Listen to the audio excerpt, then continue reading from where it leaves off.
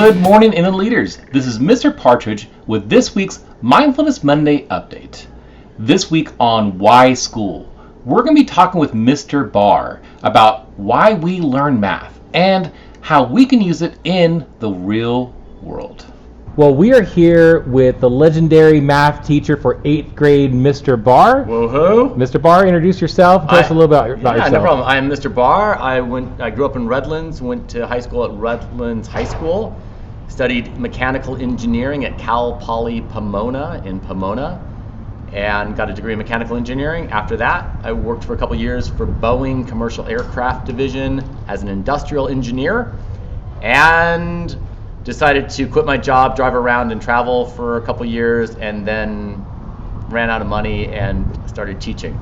And I've been teaching for 20 years, so that's the story. 20 years teaching high school level math and middle school math. That's awesome. So we got a couple questions for you this morning. First question is, beyond doing well on exams and tests in order to get into college, what are the most important reasons why a student would want to thrive to learn math? That is a great question.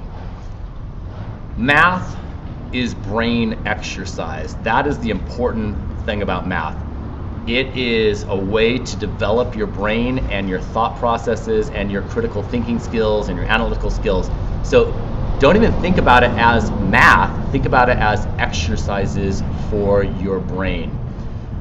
A lot of you are learning PEMDAS right now, probably. Please excuse my dear Aunt Sally, the order of operations. What is it? Please, parentheses, exponents, multiplication, division, adding, and subtracting.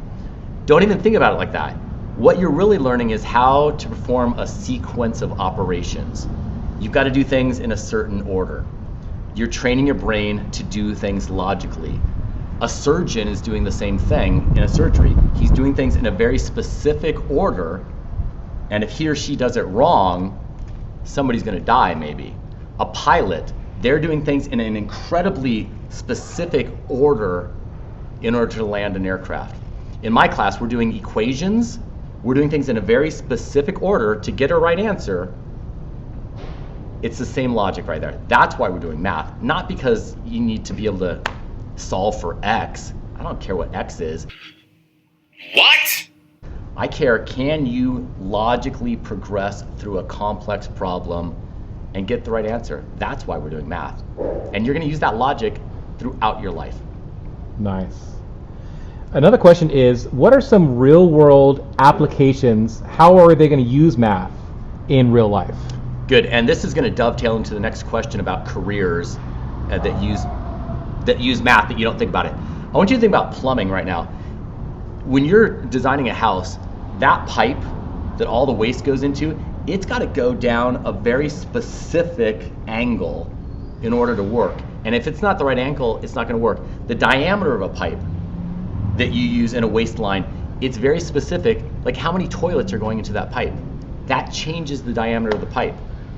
So we've got to use math for things like that. In construction, I don't know if you know about this, if you're trying to form up a form to pour a foundation, you use the Pythagorean theorem to dial in the angles. Doctors are using your weight and a bunch of percentages to figure out the dosage for medicine. Bakers, man, so I've got a recipe here and it's calling for, I don't know, 1/3 of a cup of flour, but I'm scaling the recipe up so that I can, I don't know, feed 100 people.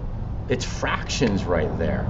In banking, you've got things like interest rates and you've got late fees, and all this comes together and it's all math. So another question is that assuming a student doesn't want to become a rocket scientist or a math teacher, what are other careers and jobs that require math? Yeah, boom, I was the name of those. Plumbing, electricians, figuring out, hey, how many different appliances can I have on this one circuit? Baking, absolutely. My father-in-law, banquet chef, had to buy huge amounts of food to feed thousands of people.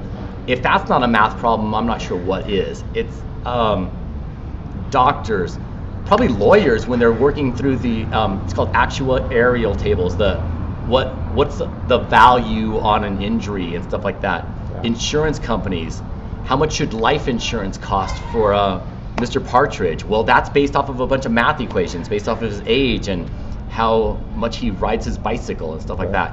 So even when you're working in retail, right? You've got to mark down things. You got to be able to think on your feet, because the computer's going to get it wrong sometimes, and you've got to be able to double check. This person comes in with a coupon that gets them 20% off, and now the price just went from $20 to $1.50. Does that seem reasonable? No. So you're going to be using math everywhere, and you're going to be using the logic everywhere. So one final question for you is this, is that if you could teach only one skill Yes. or one lesson for the students, and they're going to embrace it for a lifetime, what would that skill be? And the sad thing is, I don't even teach this, but everyone should understand finances, basically compounding interest, and how to invest, because that's going to change your world. If you understand the long-term idea of investing, that is critical. And I don't teach that, and I should be teaching that. Well, we want to thank you for joining us, and we have learned a lot. And really, education is a passion for all of us teachers. We hope it's a passion for you guys, because this is why we do what we do, is for you guys. We'll see you guys next video. Bye-bye.